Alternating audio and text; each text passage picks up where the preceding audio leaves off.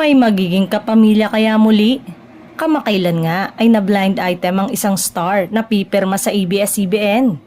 Ayon sa post, he's one in a million and he shall make a dream come true real soon. Isang malaking bituin ang pipirma sa ABS-CBN, abangan.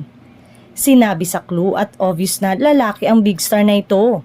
Hindi rin tinukoy kung galing itong kapuso talent o kapatid pero may mga hula na ang netizen.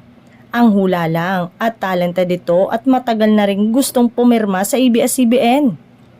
Payo ng netizen sa mga nanguhula, hintayin na lang na pumirma ng kontrata sa ABS-CBN ang nabablind item at doon malalaman kung tama sila.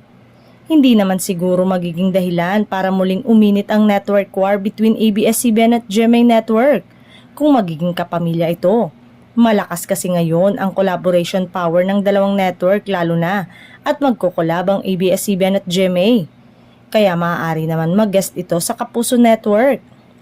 Ngayon pa lang ay excited na ang mga kapamilya fans kung sino ang tinutukoy ng nasabing balita.